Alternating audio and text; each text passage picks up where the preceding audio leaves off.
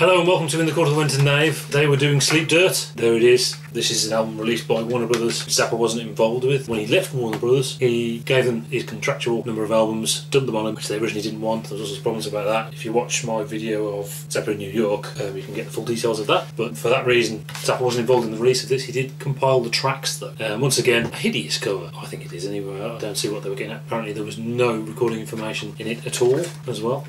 Fortunately the 2012 remaster does have stuff in it. Of the track of the albums that came from the Lather debacle, this is the weakest sibling, if you like. I think it seems that when he broke it up, he got the live concert, and then on orchestral favourites he put the brilliant orchestral stuff, and then he put the best stuff on Studio Tan, and what was left over he seemed to put on this album. It does seem like that to me. However, because the quality of material on this album, strangely given that it is essentially an album of outtakes, is so high, it doesn't mean this is a bad album, but it isn't as good as the others. Partially because it seems that some of the tempos are very similar, and I'll talk a little more about that in a minute. Originally titled Hot Rats 3, that was the plan. Whether that was because it wasn't really good enough to be associated with it, or whether it was just because it was generally the guitar-y stuff that is on here, not quite sure. I do find I enjoy listening to it, but it is a subdued list, I suppose, in that there's some real nice stuff on, put it that way.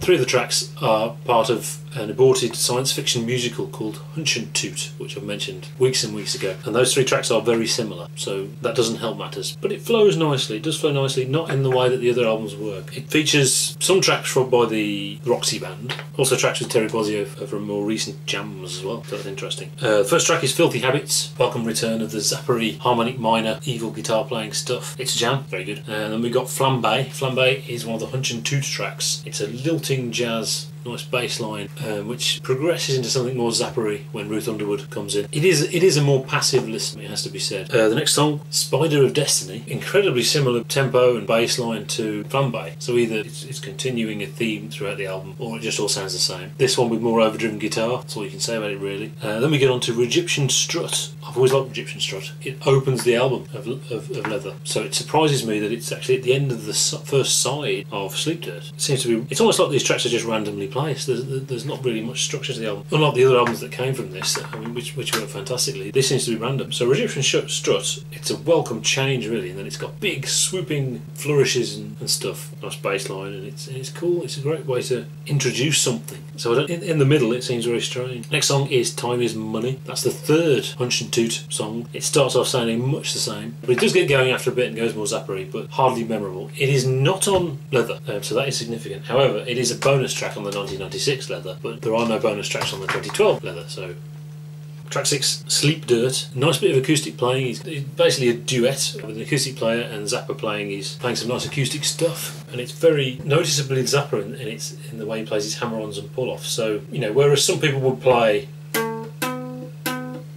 he plays, but the way Zappa does it, he really hammers it. He really has an enormous amount of attack, which will probably be seen as bad practice, but it obviously has a particular feel which is very quintessentially Zappa. The final track is the most significant thing on here. The Ocean is the ultimate solution. I've heard it called The Ocean. Ocean is the only solution, but don't know. This was a jam, a guitar jam. Zappa used a bit of synthesizer, but also had a 12-string guitar, and it's really about experimenting with the texture of the sound of the 12-string. And actually, his new bass player just came into audition, brought his double bass into the studio because he didn't want to leave it in the car. Frank said, well, let's play it. And they did this jam, and I think it was about half an hour long with Terry Bozzio, and typically he re-recorded that guy's bass parts with Patrick O'Hearn's bass parts, so it is the current band, if you like, the Zappa in New York band experimenting. This version's cut down to about 30 minutes 20. This works much better than the version on Leather. It's considerably longer. The Leather one's only about 8 minutes, and is a wonderful piece actually. Obviously it's not